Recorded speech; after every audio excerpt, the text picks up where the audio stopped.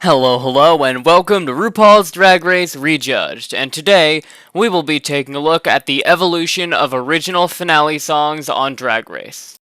The first iteration of this finale format happens in Season 7 with Ginger, Pearl, and Violet. Ginger's song, Pray and Slay, is pretty good. Her performance is good, it's funny, it fits well with her character, but it's just not anything outside of the box compared to what we'll see going forward.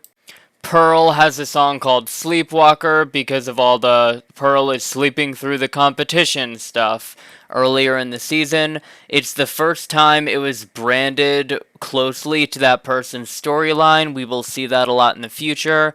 Once again, there's really not much to say.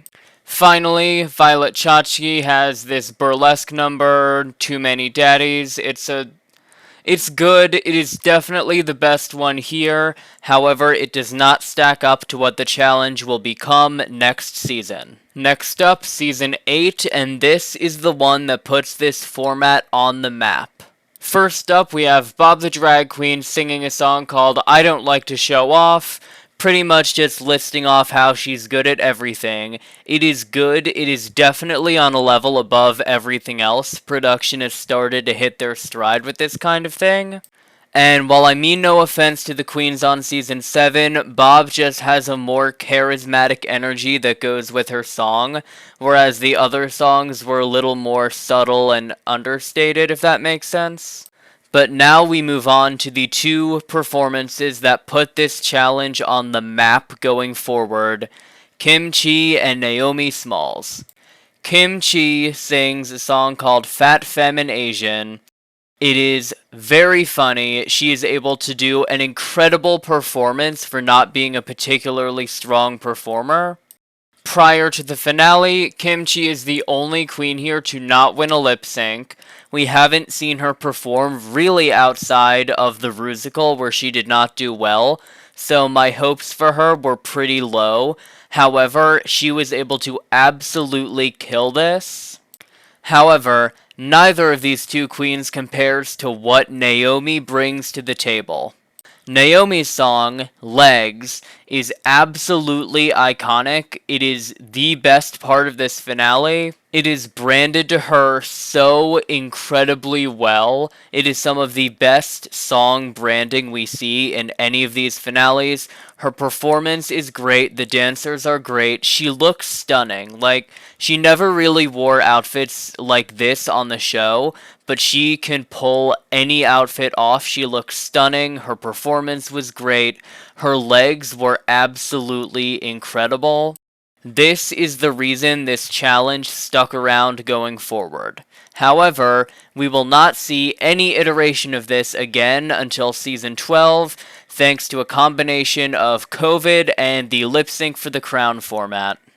Thanks to COVID and the disqualification of a certain queen, they had to do an online three-person finale between Crystal Method, Gigi Goode, and Jada Essence Hall.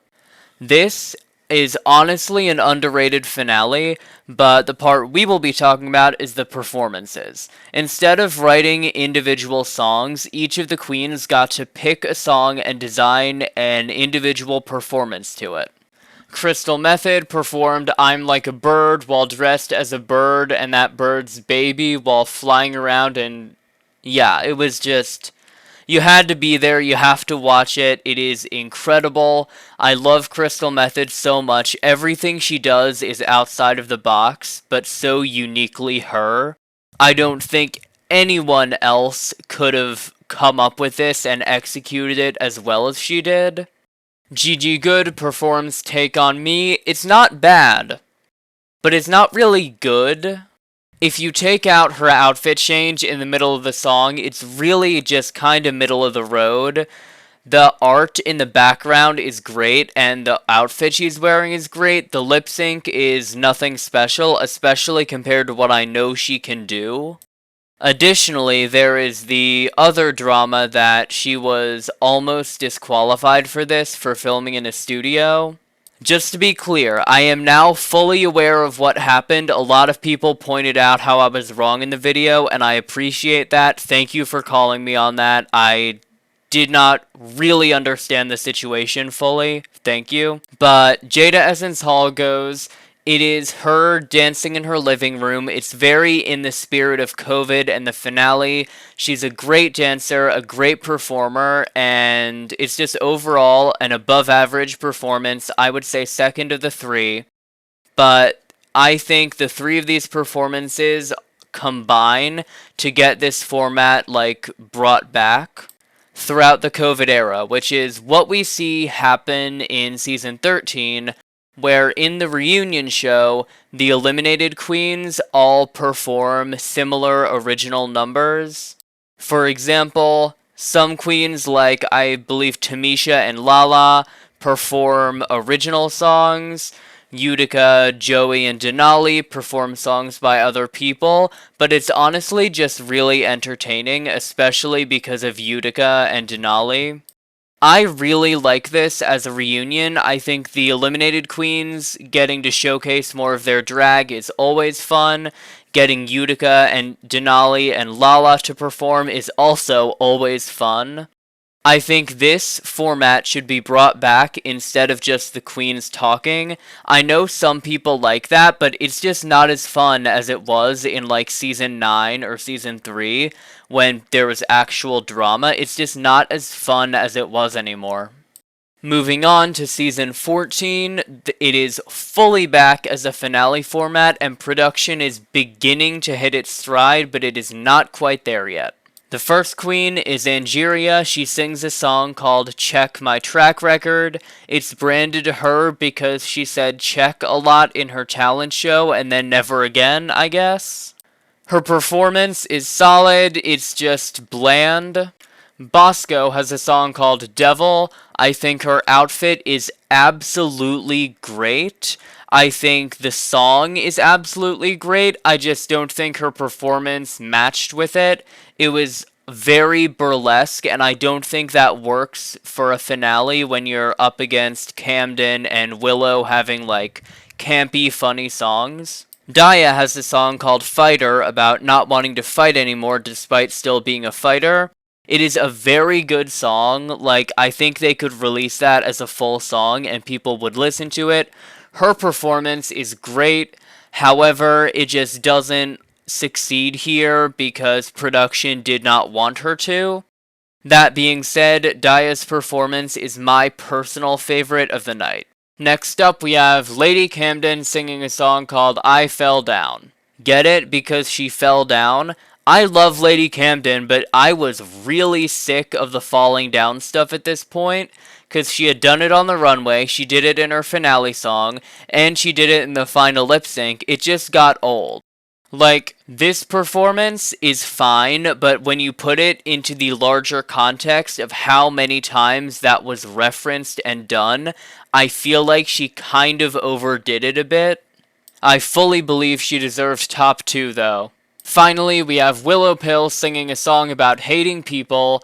This is the best performance of the night, outside of my personal opinion. This performance is branded incredibly towards Willow, but not in a way that beats you over the head with it.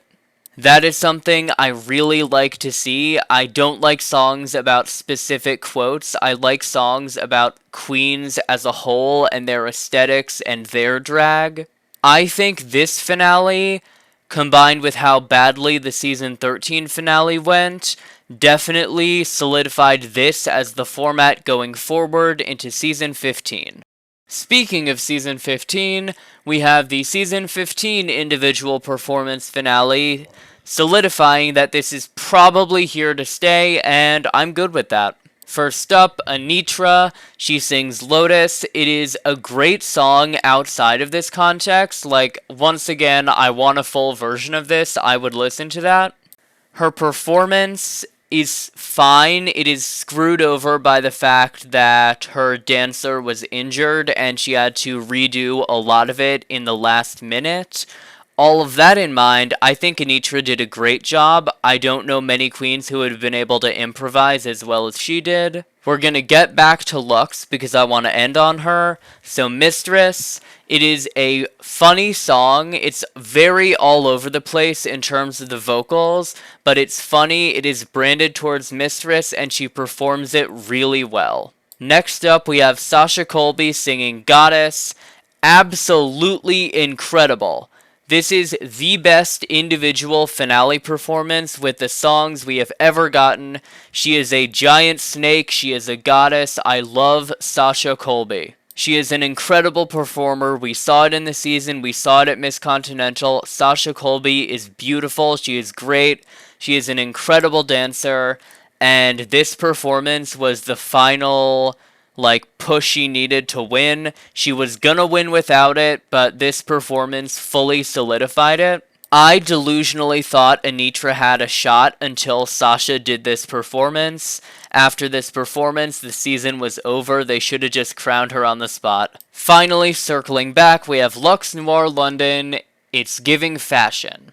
This is the best branding in a finale song we have ever gotten. The vocals, they sounded like Lux.